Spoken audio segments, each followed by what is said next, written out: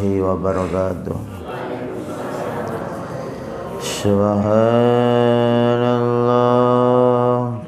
alhamdulillah, la ilaha illallah, Allahu akbar. Subhanallah, alhamdulillah, la ilaha illallah, Allahu akbar. Subhanallah, alhamdulillah, la ilaha illallah, Allahu. Ya Rabbana lakal hamdu kama yanbaghi li jalali wajhikal karim wa 'azimi sultanik. Allahumma shalli ala Muhammad wa ala ali Muhammad wa ala al-mu'minin wal mu'minat wal muslimin wal muslimat. Mil al-mizan wa muntahal ilmi wa mablagh ar-ridha wa zinatal 'arsy. Rabbana ighfir lana wa li walidina warhamhum kama rabbawna shighara. Rabbana hab lana min azwajina dhurriyyatina qurrata a'yun waj'alna lil muttaqina imama. Allahumma inna nas'aluka al-huda wa tuqa wal 'afafa wal ghina. Allahumma inna nas'aluka al-'afwa wal 'afiyah wal mu'afah fid dini wad dunya wal akhirah. Allahumma inna nas'aluka ridhaka wal jannah wa na'udzu bika min sakhatika wan nar. Allahumma inna nas'aluka as-sihha wal 'ifwah wal amanah wa husnal khuluq والرضا بالقدر. اللهم إنا نسألك الاستقامة وحسن الخاتمة. اللهم انفعنا بما علمتنا وعلمنا ما ينفعنا وزدنا علما. الحمد لله على كل حال ونعوذ بالله من حال أهل النار. اللهم احشرنا مع النبيين والصديقين والشهداء والصالحين وحسن أولئك رفيقا. Ya Allah biha, ya Allah biha, ya Allah bikalimah la ilaha illallah Muhammadur Rasulullah. Ya Allah biha, ya Allah biha, ya Allah bi husnil khatimah. Rabbana atina fid dunya hasanah wa fil akhirati hasanah wa qina adzaban nar. Wa sallallahu ala sayyidina Muhammad wa ala alihi wa sahbihi wa sallim. Subhana rabbika rabbil izzati amma yasifun wa salamun alal mursalin walhamdulillahi rabbil alamin. Alhamdulillah wassalatu wassalamu ala rasulillah. Allahumma shalli ala Muhammad wa ala ali Muhammad. Kita akan membahas cahaya Rasulullah. Ayat yang menjelaskan tentang cahaya Nabi Muhammad sallallahu alaihi wasallam ada dalam surat Al-Maidah ayat 15. A'udzu billahi minasyaitonir rajim. Ya ahlal kitab qad ja'akum rasuluna yubayyinu lakum katsiran mimma kuntum tukhuna minal kitab wa ya'fu an katsir. Qad ja'akum minallahi nurun wa kitabun mubin. Wahai ahli kitab Yahudi Nasrani, sungguh Rasul kami telah datang kepadamu untuk menjelaskan banyak hal isi kitab suci yang kamu sembunyikan, termasuk hukum qisas itu disembunyikan ada dalam Taurat, dan membiarkan tidak menjelaskan banyak yang hal pula. Sungguh telah datang kepadamu cahaya dari Allah. Tafsir cahaya di sini adalah Nur Muhammad sallallahu alaihi wasallam dan kitab suci yang jelas. Kata nur cahaya adalah nur an-nabi, cahaya nabi, yakni cahaya nabi atau cahaya Muhammad, Nur Muhammad. Karena Nabi Muhammad itu menyinari hati, memberi hidayah. Beliau itu asal mula dari cahaya lahir batin. Lihat itu ada di tafsir As-Sawi Khasyah Al-Jalalain menafsiri seperti itu. Dan banyak ulama-ulama membahas tentang cahaya Muhammad ini, seperti Imam Muqatil bin Sulaiman, seperti juga apa ini? Salah tulis Sahal kurang L. Imam Sahal Al-Tustari juga Al-Hallaj juga Ibnu Arabi juga Syekh Abdul Karim Al-Jilli. Banyak bahasa Nur Muhammad, terutama orang-orang yang ahli tasawuf. Tapi kalau orang rasional biasanya kurang tertarik. Ini dibahas dalam tafsir Sawi tentang kata nur, yaitu Nur Muhammad. Tapi nur tidak identik selalu berupa cahaya material seperti ini, cahaya lampu, cahaya matahari. Tapi ini dimaksud adalah cahaya keimanan, cahaya hidayah. Maka ada penjelasan Syekh Sya'rawi tentang kalau orang bersalah kemudian datang ke Nabi, minta ke Nabi, ya Rasulullah, mohonkan ampun kepada Allah, fastaghfaru, itu lidunubihim, itu fastaghfar lahumur Rasul. Kemudian Rasul mengistighfarkan, Allah mengampuni. Itu saat Nabi tasih gesang sama nego Kanjeng Nabi sampun sedo terus pun diniki gitu. Kata-kata sholawat, katanya kalau man shalla alaiya sholatan wahidatan sallallahu alaihi wasallam, masih ada kesempatan, maka langsung Allah yang membalas. Ada juga kisahnya Syekh Sya'rawi juga ketika di Masjid Nabawi itu di makam Nabi, beliau bilang assalamualaikum ayuhan nabi warahmatullahi wabarakatuh. Kemudian kan makam itu dibatasi oleh kayak gini ya, mungkin tembok-tembok atau besi-besi gitu ya. Nah, ini kisahnya Syekh Sya'rawi mencium tembok itu gitu. Gitu dicium. Dipukul sama security-nya, katanya syirik gitu. Biasanya mukulnya pakai sajadah kan. syirik gitu.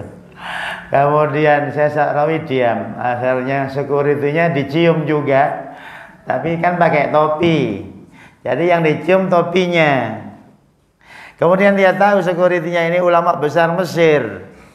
Syekh Sya'rawi bukan Syekh Syarqawi. Saya Syarqawi. Diciumnya topinya. Kemudian satpam atau security ini bilang apa? Wah, terima kasih banyak, katanya. Kata Syekh Sya'rawi, yang mencium kamu loh siapa? Saya kan mencium topi gitu. Paham boten? Boten paham kata sini. Makanya loh tadi kan karena Nabi dibatasi tembok, Syekh Sya'rawi mencium tembok kan gitu. Dibilang syirik katanya. Oke, kalau dibilang syirik nih tak cium kamu, orangnya terima kasih loh. Yang mencium kamu siapa? Aku mencium topi kok. Di dalam topi ada kamu. Di dalam tembok itu ada jasad Rasulullah Sallallahu Alaihi Wasallam. Kayak begitu orang jangan mudah mensyirikkan, jangan mudah. Memang harus hati-hati, tapi jangan mudah mengkafirkan, syirik bid'ah, nggak mudah. Justru orang yang teriak-teriak syirik bid'ah, lebih syirik lagi kadang apa? Nyembah emosinya, seakan-akan paling hebat kan gitu. Loh, nggak sadar kan gitu. Ini dalam sekali Syekh Sya'rawi bahas kayak gitu. Maka jadi dosen di Saudi lama beliau. Seperti itu seharusnya kalau perbedaan jangan kaku-kaku. Akhirnya security-nya tercerahkan kena cahaya. Yang ngembung awakmu sopo, ngaku ngembung topi gitu. Tapi orangnya dalam topi kok ikut senang. Di dalam tembok itu, dalam tanah itu ada Nabi loh, dan jasadnya Nabi pasti utuh.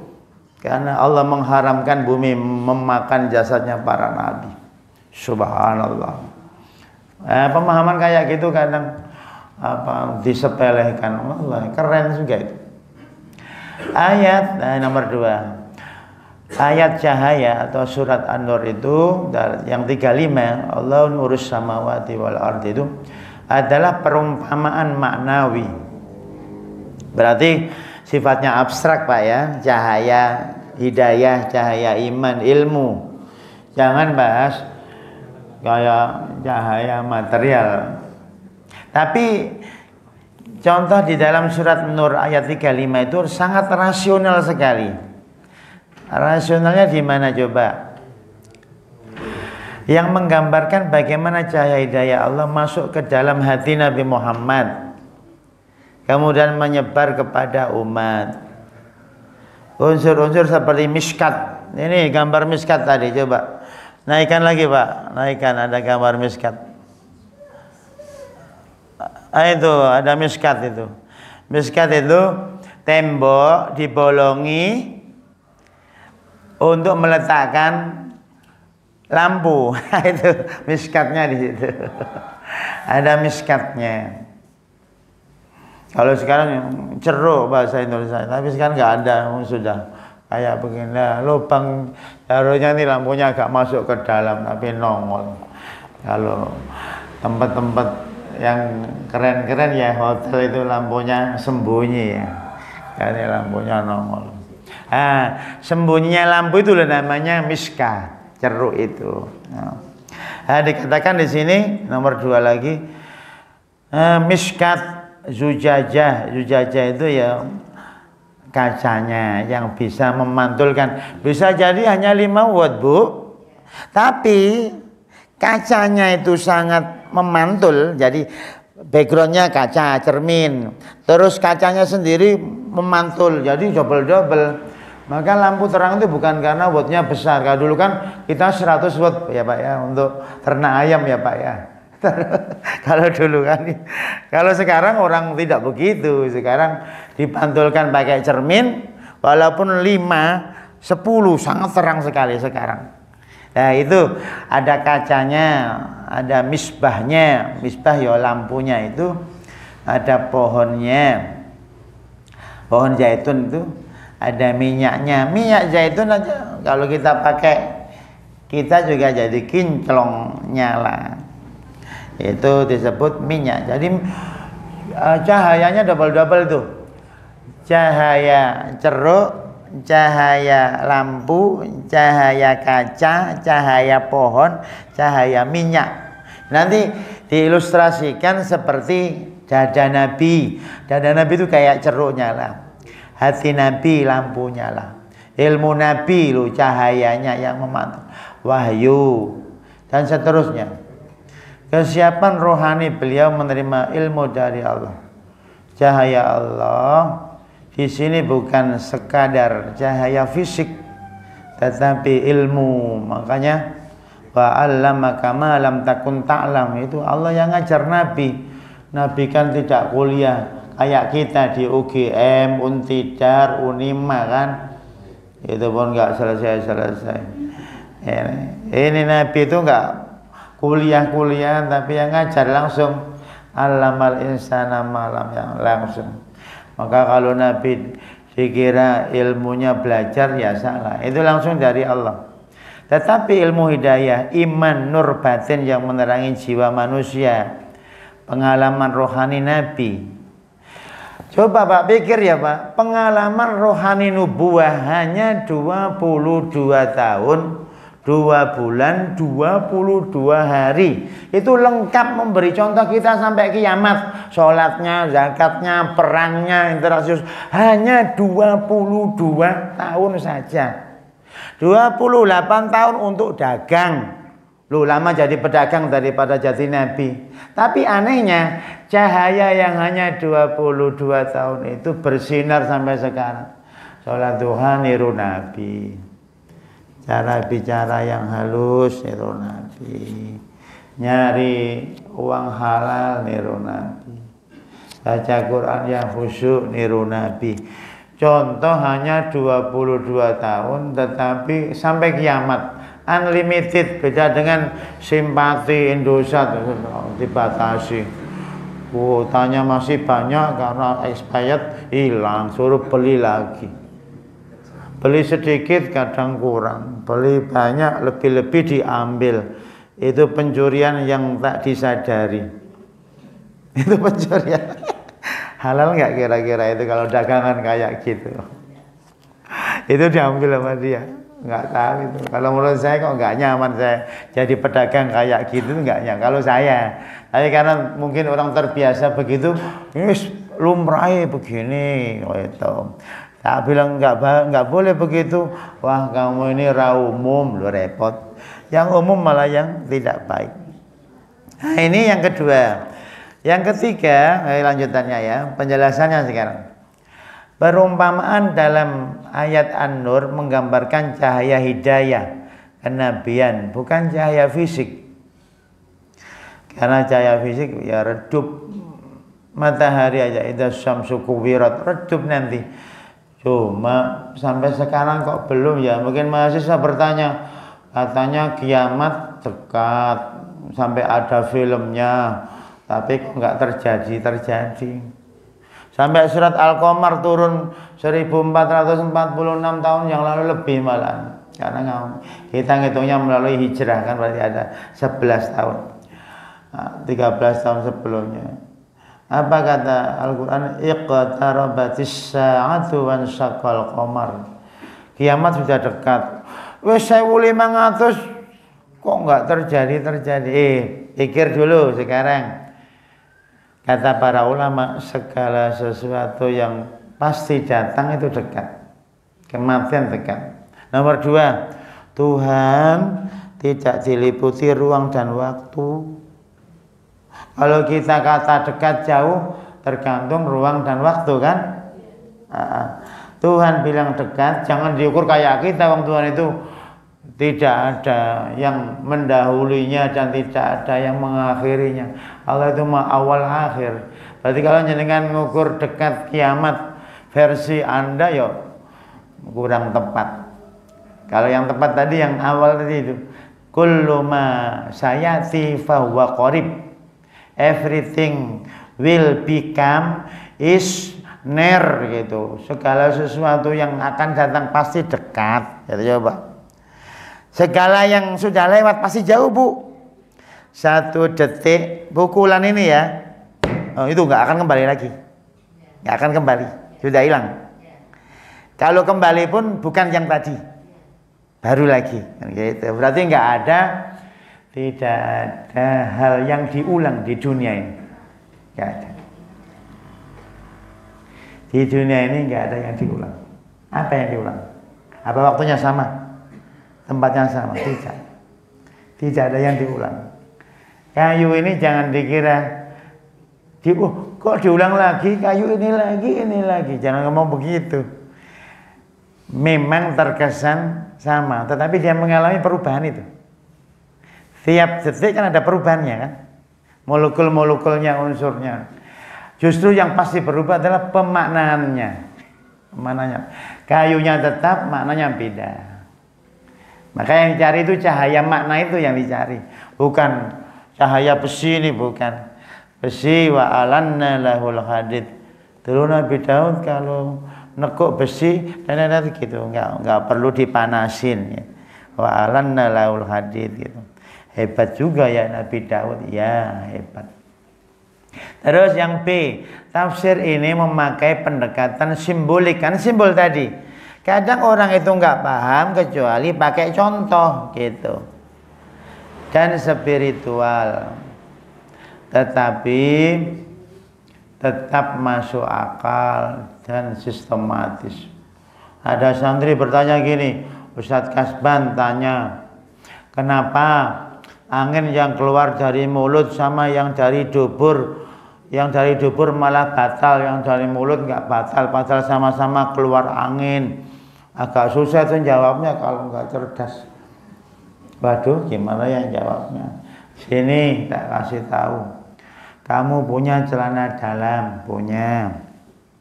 Kalau seandainya kau pakai terus membekas nggak? Membekas. Berarti ada molekul-molekul kecil sekali, partikel yang berupa udara yang bisa disaring oleh kain yang tadi. Ternyata jadi kuning bahkan jadi hitam. Berbeda yang di mulut. Ya kan? Kalau keluar yang dari bawah itu bau. Keluar dari mulut, ada yang bau juga. Tadi kan tidak sebau yang bawah. Rata-rata nggak bau kalau sikat gigi, kan beda. Kan sama-sama keluar angin, ya. Tapi berbeda. Kayak gitu santri yang sangat kritis agak ruwet menjelaskannya. Ya juga ya. Kalau ustadznya tolah-tolah malah nggak meyakinkan. Ya juga ya, kamu kok pinter. Aku jadi bingung. Sebentar tak minum Paramek dulu. Kan repot jadi. Kan dijelaskan sama anginnya unsurnya berbeda.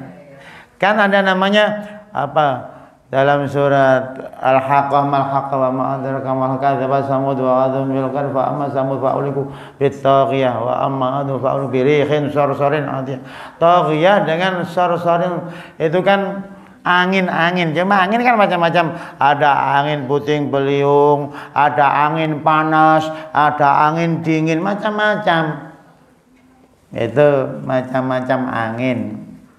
Ya kayak mak-mak ada masuk angin, minum antingin.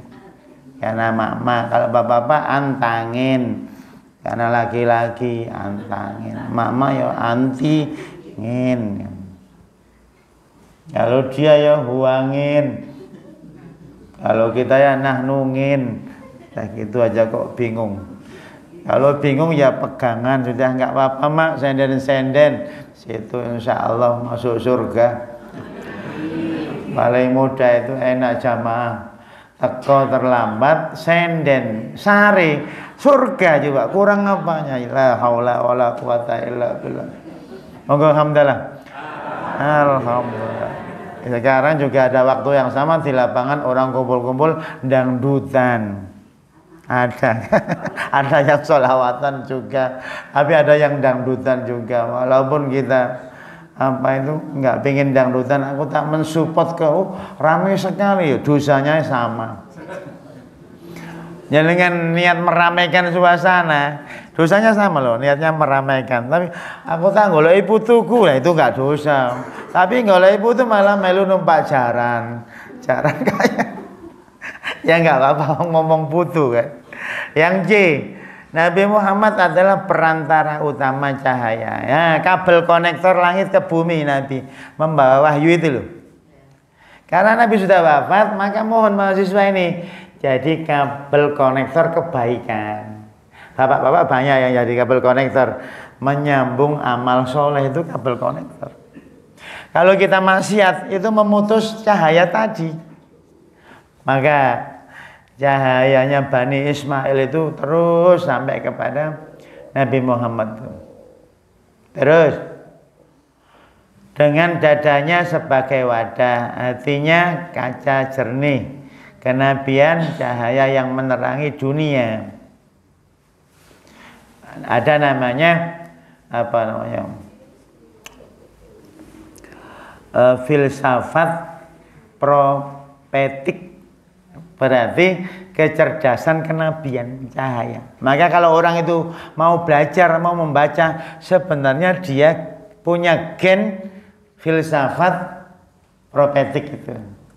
Kalau jenengan malas baca, ya memang bukan gen kenabian. Mungkin gen makan-makan, warung-warung, jogging-jogging, selfie-selfie, itu Bani selfie.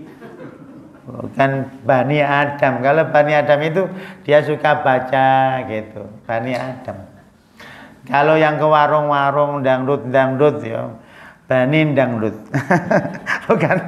bukan Bani. Maka ada namanya di UIN dibahas itu. Bahas tentang filsafat profetik.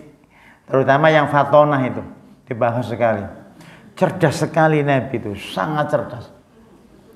Terus yang D, Al-Quran dan Wahyu diibaratkan sebagai pohon yang penuh berkah dengan pengaruh yang luas dan terus berbuah.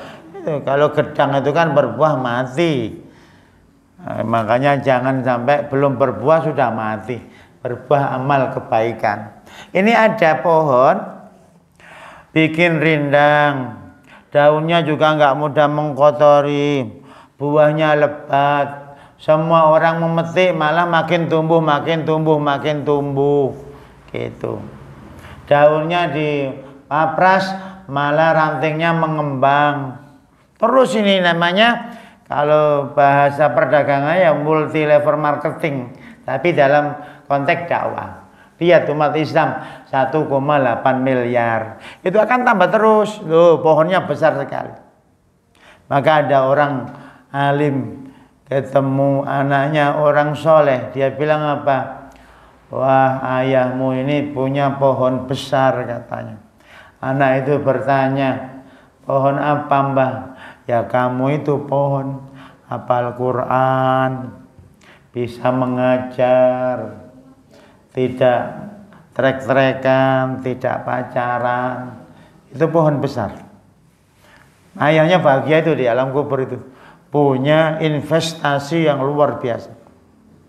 Maka ibu-ibu yang punya cucu ditaruh di pesantren. Itu investasi. Yang gratis saja. Gratis sekarang tapi kosnya belakang, akhlaknya nakal, jenengan sakit hati nanti. Loh, kosnya besar sekali. Terlibat sabu-sabu, ngerokok, itu kosnya besar sekali. Kecelakaan, kosnya besar. Mendingan di pondok, sawulan 1.500.000 wis aman. Jadi kiai. Kurang apanya. Oh tapi saya nggak tega. Kalau telo nggak tega, dipotong-potong, dipenyet-penyet ya nggak jadi geduk, ya sudah. Harus tega, menyet-menyet telo, harus tega. Kadang nangis juga saya lihat anak saya kuliah di Mesir, saya nangis. Tapi saya dulu kuliah nggak nangis. Tapi ya Allah berat ya meninggalkan, ya nggak apa-apa. Saya tanya, kamu itu mau kuliah luar negeri apa dalam negeri? Gaya Abi katanya sudah keluar luar negeri sana, kembali ke tanah lahirnya, memang dulu lahirnya di sana. Kata kawan saya Afghanistan, telepon saya, dia bilang apa? Man asbaha abahu fama dhalama. Kalau ada anak itu tidak jauh dari ayahnya, berarti anak itu enggak dolim. Kalau bapaknya perokok, anaknya perokok, anak itu enggak dolim. Kalau bapaknya dangdutan, anaknya kok artis dangdut, anak itu enggak dolim. Memang buah kesemek muncul kesemek kan gitu. Masa kesemek muncul semangka ya aneh. Maka kawan saya itu kasih telepon saya. Nanti kabari saya kalau sampai Kairo, tapi nomornya nggak nyambung lagi. Dia bilang, man asbaha abahu fama dhalama. Kalau ayah kita guru ngaji, kita nggak dolim. Tapi kalau ayah kita guru ngaji, kita itu nggak bisa ngaji, dolim sekali. Bisa ayahnya yang dolim, bisa anaknya karena ayahnya nggak ngajari mungkin, atau bisa anaknya karena diajari nggak mau, kayak begitu. Maka kalau jenengan punya anak kok mirip jenengan, anaknya nggak dosa loh. Yang dosa siapa? Maknya yang dosa. Kawan saya telepon saya, man asbaha abahu fama dhalama. Kalau anak itu nyerupai karakter orang tuanya, anak itu nggak dolim. Bapaknya itu dagang, terus pulang jam 11, berangkat subuh, nggak sholat jamaah, anaknya ngikut, nggak sholat, itu anaknya nggak dolim, dosanya itu ikut bapaknya itu. Seharusnya diajak sholat dulu. Secara umum begitu, nanti malah kadang-kadang masak bisa, ya nggak bisa, yang bisa masak nasi, bukan masak bisa. Kalau bisa masak mungkin. Nyambung ya Mbah? Alhamdulillah. Kan ada masak nasi, ada masak bisa. Masak bisa ya nggak bisa. Mungkin bisa masak, Tapi bukan masak bisa, masak nasi. Alhamdulillah. Walaupun usia tua tapi cerdas-cerdas. Allahumma amin. Nah, yang hati manusia. Al-Quran dan Wahyu diberikan sebagai pohon, betul. Hati manusia jika disucikan juga bisa menjadi tempat bagi cahaya. Maka nggak menutup kemungkinan kita juga mudah mendapatkan firasat, ilham. Sebagaimana hati Nabi. Kalau hati bersih, mudah menangkap cahaya. Nah, ini contoh taplak. Mejanya bersih, taplaknya bersih. Wah, ini namanya nur ala nur. Cahaya. Coba, kadang ada mejanya coret-coret, terus ditutup kan? Berarti itu kotoran ditutup cahaya, kan gitu. Kalau GKD ini keren ini. Mejanya bersih, taplaknya bersih, kurang parfumnya.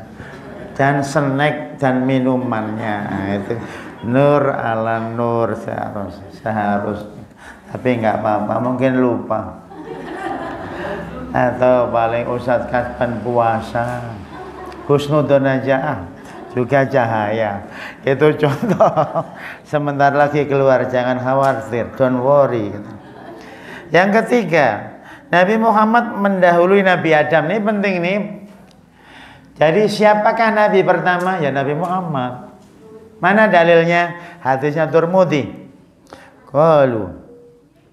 Sahabat bertanya, "Ya Rasulullah, wahai Nabi Allah, mata wajabat lakan nubuwah?" Kapan engkau jadi nabi, katanya. Qala, Nabi menjawab, "Wa Adam bainar ruhi wal jasad." Saat Nabi Adam antara roh dan jasad. Berarti kalau berdasarkan hadis ini, kenabian Nabi Muhammad itu lebih awal, tapi dia dimunculkan secara fisik di akhir sendiri. Nah, ini kalau kita mau membahas tentang penjelasannya Syekh Mubarakfuri dalam kitab Tuhfatul Ahwadi, tuh penjelasan sanadnya begitu, telah menceritakan seterusnya. Kata beliau hadisnya sahih. Dijelaskan juga sama Syekh Mubarakfuri, kenabian telah ditetapkan bagiku dalam keadaan Adam masih berupa bentuk jasad tanpa roh, yakni sebelum roh ditiupkan ke dalam jasadnya. Penjelasan dari Imam Tibi ini merupakan jawaban atas pertanyaan kapan kenabian ditetapkan, dan jawabannya adalah dalam keadaan seperti itu. Maka kata keadaan yaitu ketika Adam antara roh dan jasad itu, dan subjeknya dihapus dalam kalimat ini untuk keindahan bahasa. Nah, ini termasuk ada namanya cahaya maknawi kenabian. Tetapi lahirnya calon nabi 12 Rabiul Awal. Lahirnya risalah nabi 17 Ramadan. Tugas kenabian sejak awal sebelum Nabi Adam. Itu coba dirinci seperti itu. Terutama mahasiswa ini kalau ditanya apakah 12 Rabiul Awal maulud Nabi? Ya bukan, itu maulud calon Nabi. Itu. Kapan maulud Nabi? 17 Ramadan pertama kali dapat wahyu diangkat jadi Nabi. Kapan Nabi jadi Nabi? Ditugaskan SK-nya sejak awal. Tapi nggak sampai digadaikan kayak sekarang, punya SK digadaikan. SK aja digadaikan. Bapak-bapak kan kenal kalau saya dapat SK digadaikan. Utangnya banyak karena gadai. Itu Nur Muhammad. Nah, ini kalau orang sufi menarik bahas Nur Muhammad ini. Cahaya Muhammad. Tapi kita yakin begini, cahaya Muhammad ini Kalau jenengan suka ilmu, cahaya. Jenengan suka sholat duha, cahaya. Jenengan suka tilawah, cahaya. Jenengan suka sedekah, cahaya. Jenengan diomelin orang malah senyum-senyum, cahaya.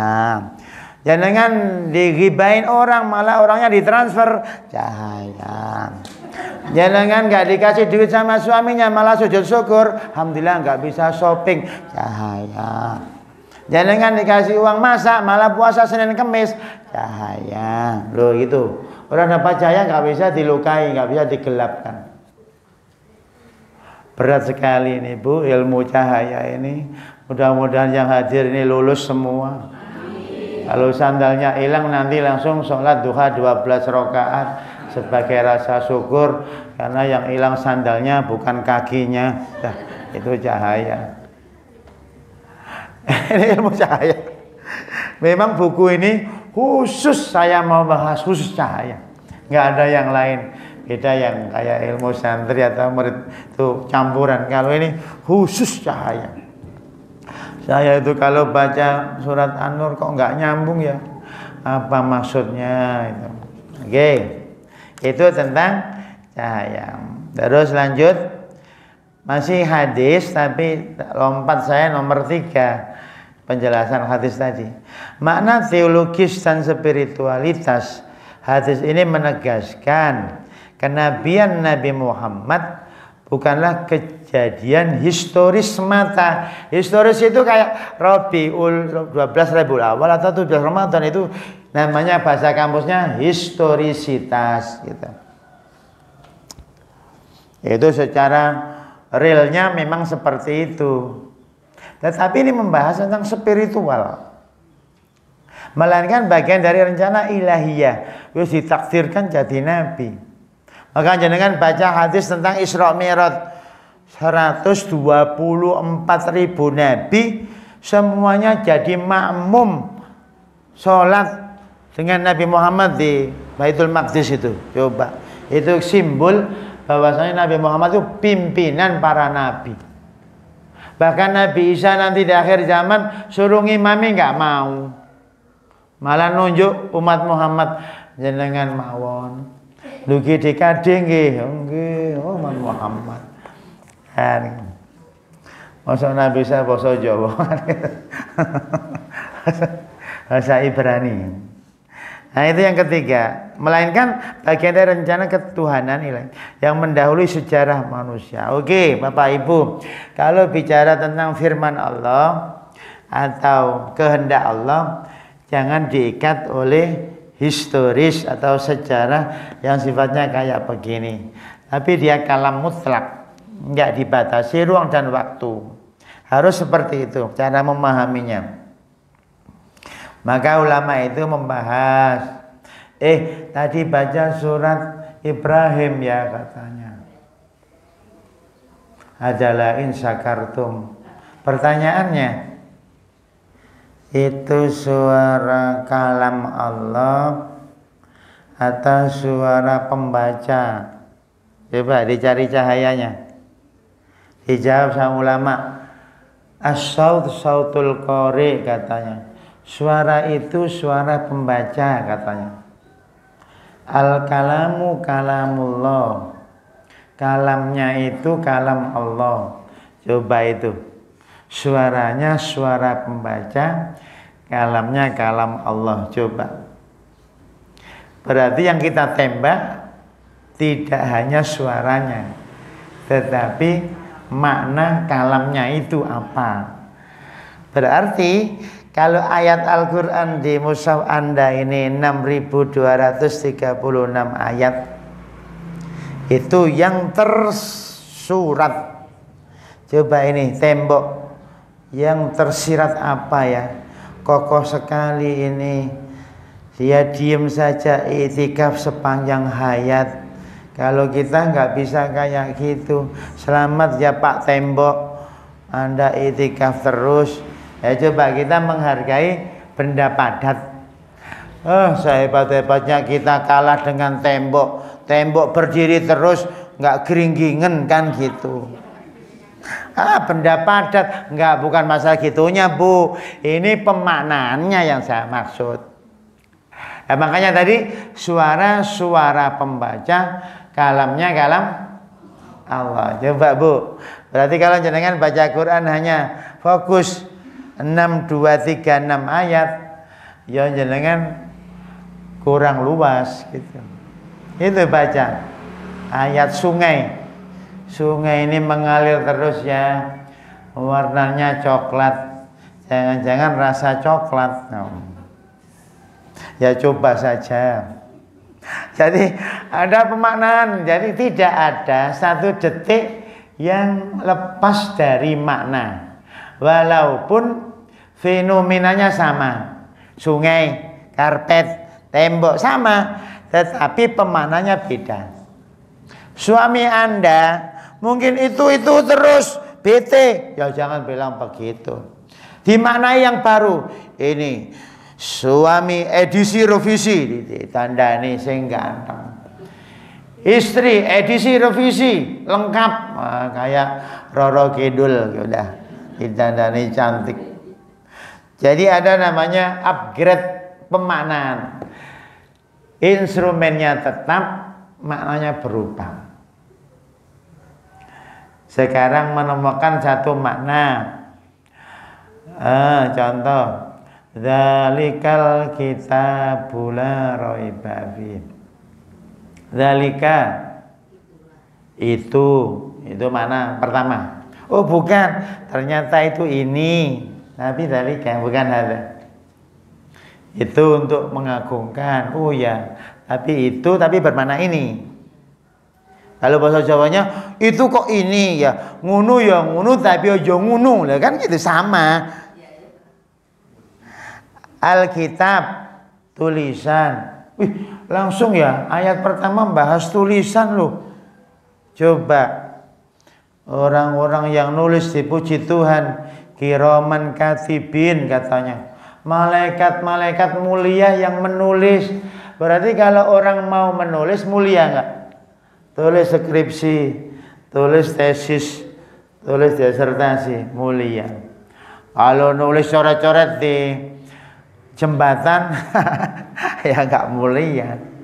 Atau di kamar mandi, kolam renang itu sering ada nomor telepon call me gitu. Itu juga enggak mulia.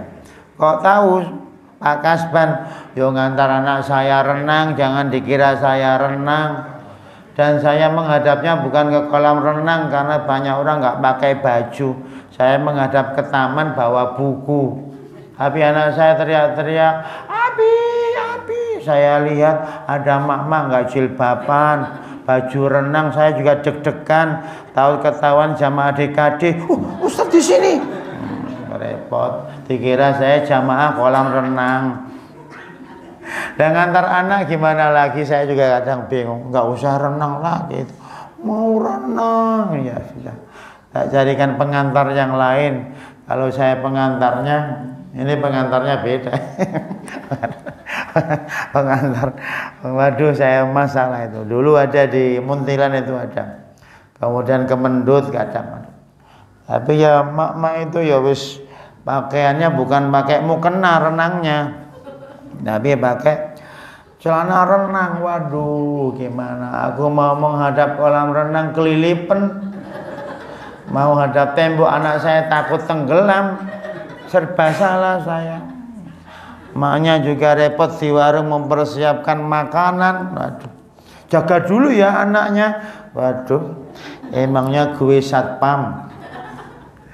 Jadi kadang itu repot Pak. Maka kalau ketemu ustadz kok di alun-alun jangan dikira, loh sekarang masjidnya ganti Bapak Ustadz. Ya enggak ganti. Kalau ustadz di alun-alun pengen ngerasakan empik-empik Palembang, Tekwan.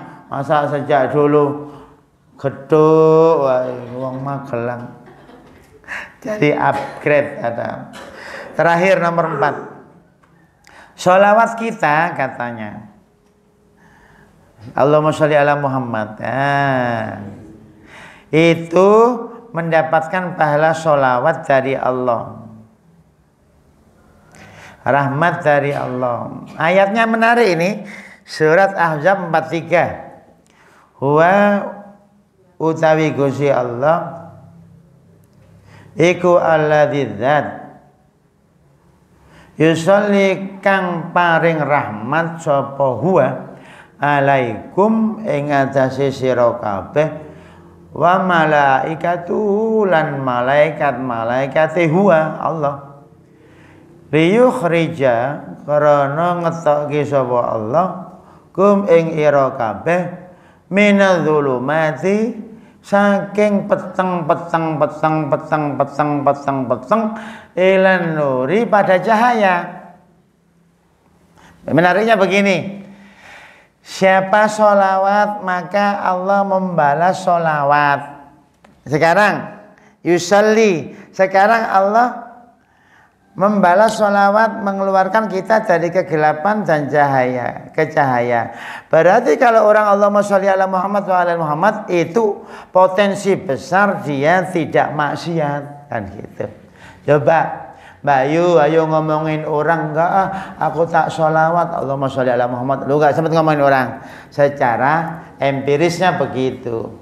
Tetapi kalau kita tulus sallallahu ala Muhammad sallallahu ala Muhammad, itu Allah akan membalas sholawat. Sholawatnya Allah itu apa? Mengeluarkan kita nggak suka kemaksiatan, kita nggak suka kegelapan. Gelap itu kemaksiatan, sedangkan cahaya ketaatan. Kalau kita Allahumma sholli ala Muhammad, Allah membahas sholawat, berarti Allah mengeluarkan kita dari kegelapan. Ayat ini sebagai jawaban man shalla alayya sholatan wahidatan sallallahu alaihi wasallam. Siapa sholawat sekali Allah akan membalas 10. Sholawatnya ini sekarang sholawatnya Allah dan malaikat. Apa itu? Mengeluarkan kita dari kegelapan ke cahaya. Wa kana dan ono sapa Allah bil mukminina kelawan wong mukmin iku rahiman moho welas asih. Berarti kalau pingin dapat rahmat Allah, tiru supir truk itu di belakang tertulis sallallahu ala Muhammad. Mobil-mobil yang tidak terlalu mewah biasanya sallallahu ala Muhammad. Mobil mewah kupu-kupu malam, kurang ajar sekali. Kok diwalik mobil sing eli itu kupu-kupu siang gitu. Kalau mobil mewah sallallahu ala Muhammad. Enggak. Kalau mobil mewah tertulis nasmucu gitu. Kalau mobil jelek gitu tertulis gini-gini pernah jaya lu katanya. Ada mobil Cherry lama gitu, sudah sekayaknya radar raja dorong itu suka didorong. Kemudian tak baca dengan istri saya, baca itu gini-gini pernah jaya lu. Iya jangan nyepelekan Cherry. Dulu pada zamannya dia dipuji-puji, sekarang diresafel, nggak dipuji lagi. Kasihan Bu Puji, ya jadi Menteri Perikanan lagi. Bapak-bapak biar tertawa. Tadi saya agak serius ya, banyak yang ngantuk. Sekarang ada tertawanya. Diajak guyu aja masih ngantuk, apalagi serius. Saya nggak tahu diapain lagi. Disiram kopi. Itu insya nggak ngantuk. Kan ada siraman rohani, ada siraman kopi. Berarti jasmani dan rohani dapat. Jangan rohani doang. Terakhir 5. Penciptaan awal. Nah ini ada kata kun fayakun itu. Ini madhab para teologi atau mutakalimin.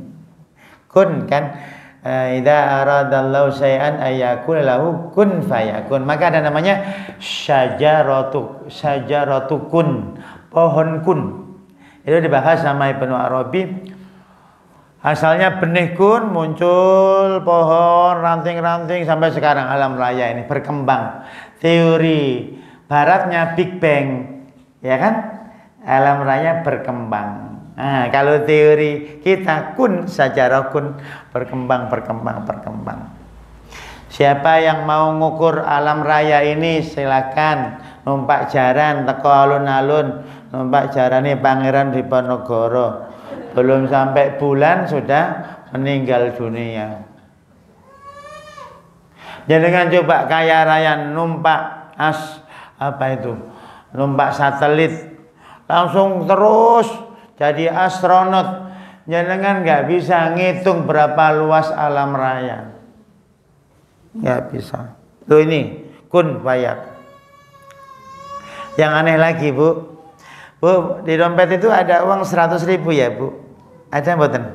Wonten nggih. 100.000 itu angka.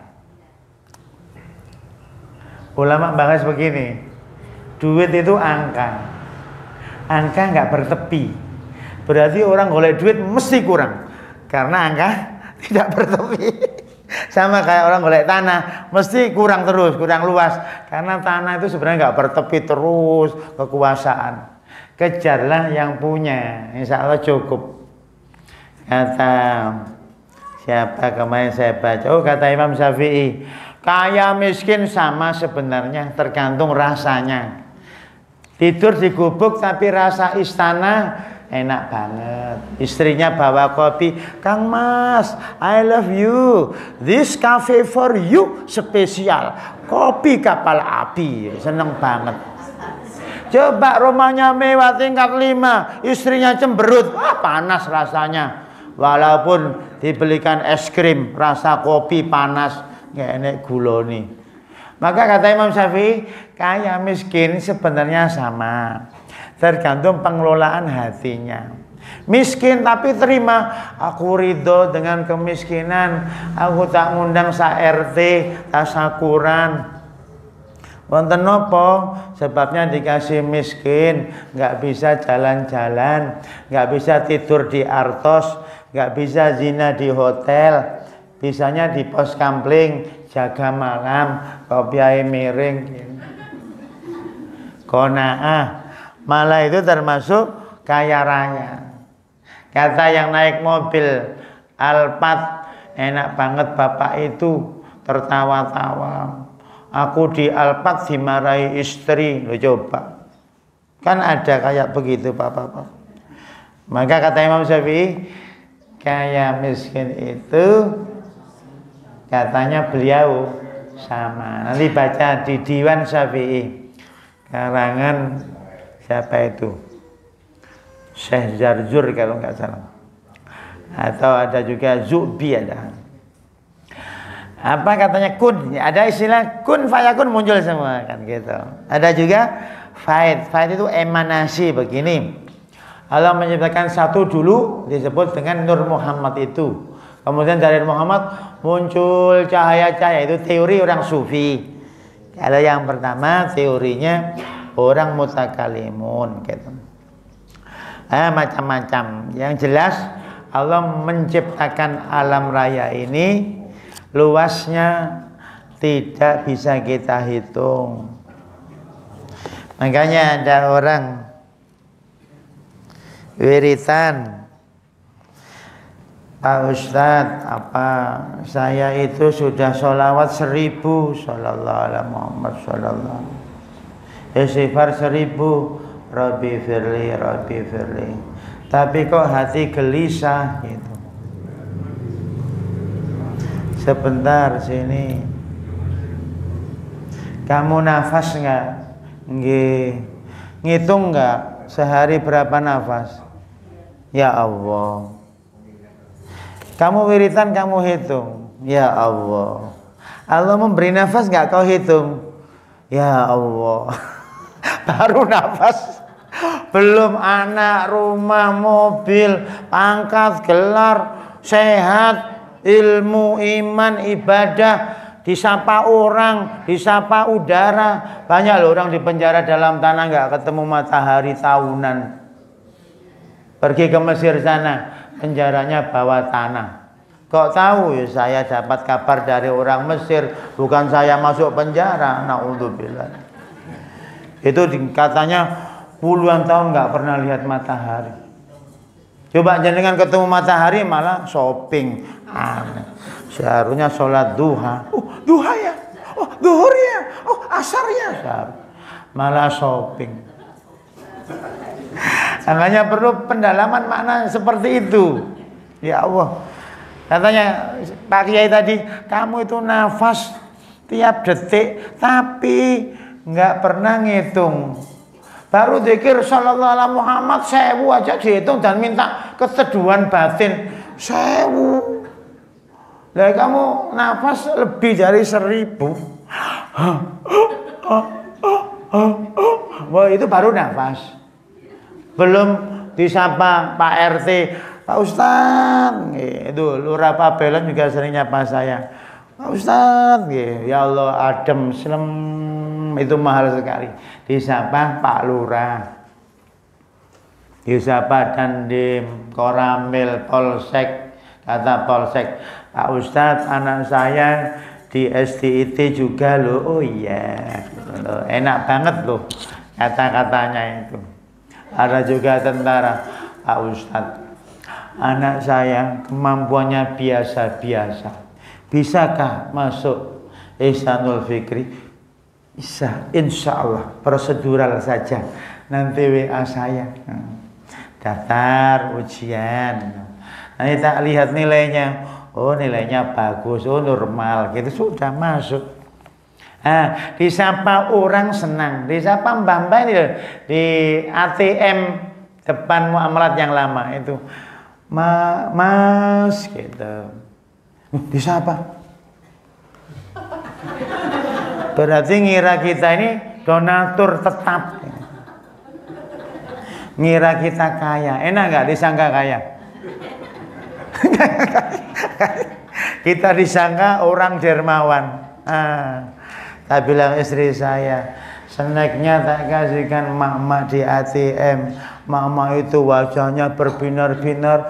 Terus itu kayak cahaya muncul terang sekali, berbinar-binar. Snack sak kerdus, sego sak kerdus. Itu kayak ketiban duren emas. Itu namanya cahaya yang tidak kita rasa. Itu bahagia sekali disapa orang. Coba kalau kita punya tetangga nggak nyapa, gimana Bu? Manyun terus kayak apa? Bibirnya rasanya sedih. Kita punya tetangga kayak salah kuopoto gitu, kurang transfer. Udah. Coba tetangga ditransfer pasti bukaji sampai 40 kali sehari. Bukaji, imam, bukaji. Karena dengan transfer. Lalu kenapa tetangga kita sinis? Karena kita kurang bagi-bagi, selesai. Maka kalau ada uang nganggur, bagi tetangga. Sini tetangga, duit kok nggak kanggu. Wah, aku bingung. Suwun nggih bukaji. Coba disukai tetangga. Kata Nabi, orang ahli surga itu gampang disenangi tetangga. Kalau kita mati tetangga ridho, ahli surga. Tapi kalau telah meninggal ya biar aja, biar berangkat sendiri, orangnya pelit. Sampai begitu tetangganya jengkel gitu. Maka kalau jenengan itu orangnya dermawan, ketika meninggal orang sedih semua. Ya Allah, gitu sedih. Maka ada istilah Umar bin Affan itu disebut memiliki dua cahaya. Katanya para ulama, bukan masalah ruqyah dan Ummi Kulsum, bukan. Karena dia sangat dermawan. Terutama perang Uhud kan gitu. Perang Khandaq, perang apa itu? Itu hartanya dikasihkan. Sehingga kata para ulama itulah cahayanya dua. Pada saat perang hartanya dihabiskan untuk donasi. Maka kata Nabi, sedekah paling besar pahalanya itu kalau kita lagi pelit dan sehat. Kalau jenengan nggak pelit ya pahalanya nggak terlalu banyak. Eman, kasih itu malah pahalanya. Eman masih bagus, masih bisa dipakai, masih banyak kebutuhan. Ya itu alamat. Itu tandanya pahalanya besar sekali. Makanya ada dosen di Jakarta itu, saya jadi panitia kayak Anda ini, aksi sosial di Ciputat. Ada Pak dosen, ada Pak Musa. Saya ke rumahnya bawa proposal. Kata bapak itu, Ini saya kasihkan ini. Sekarung dikasihkan baju layak pakai. Tapi bagus-bagus bajunya. Namanya orang kaya. Bagus-bagus. Tak pilih ini yang bagus-bagus, ini yang setengah bagus, ini yang kurang bagus. Dalam hati saya kan mahasiswa, aku pingin yang bagus buat kuliah pas ukurannya. Dijawab sama hati saya, nggak boleh, itu untuk fakir miskin. Tapi ingin banget gimana nih itu. Kan nggak ketahuan juga, aku kan panitia juga toh, namanya wal amilina alaiha, ada dalilnya lagi kayak gitu. Tapi nggak boleh utamakan orang lain gitu. Itu perang batin. Ketika kita bisa, pahalanya besar, karena itu syahihun, lagi mengutamakan egonya, tapi malah mengutamakan egonya masyarakat. Jadi sering lah ibu-ibu kayak gitu kan, itu jangan dituruti. Ini dompetnya masih bagus, kebetulan dompet saya rusak. Apa hubungannya? Dompet godong ya iso, sing penting isi nih. Dompet bagus nggak ada isinya sama saja. Itu godong gedang dilipat-lipat, isinya $1.000, lebih keren daripada dompetnya made in Jerman tapi kualitasnya jejer kauman, kan beda. Maka penting pemahaman cahaya kayak begitu. Maka diceritakan juga Abu Bakar itu kan wajahnya itu kalau dilihat bercahaya. Imam Syafi'i itu nanti baca di kitab Syiar A'lam Nubala, itu bahas itu wajah orang-orang ulama besar itu enak dilihat, itu teduh gitu. Beda loh wajah pencopet di bis sumber waras, beda loh. Beda loh wajah orang yang jualan asongan suka bohong, murah, kedok, angetnya kepanasan ya. Bukan anget dari oven, tapi dari kepanasan. Anget asli matahari dipanasi Gusti Allah, itu jelas. Kalau gitu sih enak ceritanya. Tapi ini bilang anget terkesan dari oven, kayak begitu. Biasanya juga wajahnya nggak enak dilihat karena berbohong. Coba dengan jujur, anget asli matahari, insya Allah nggak laku karena terlalu bersinar silau. Repot juga. Maka orang dagang itu antara aku bohong apa tidak. Kalau nggak bohong nggak laku. Kalau jujur malah nggak laku. Itu lagi perang, betul toh? Terlalu jujur jadi nggak laku. Coba kalau murah 1.300, obral khusus hari ini. Khusus hari ini, besok ya hari ini, lusa ya hari ini, setiap saat hari ini. Silakan mampir ke Gardena, khusus hari ini. Ya memang setiap hari ya mesti hari ini, nggak ada hari kemarin, nggak ketemu. Besok ya nggak ada, semuanya hari ini. Tanya Bu hari ini, gitu kan, tahu hari ini. Saya kira ini bapak-bapak silakan dibaca ini, ada e-booknya. Kalau mau baca, kalau mau sarapan ya monggo sambil baca.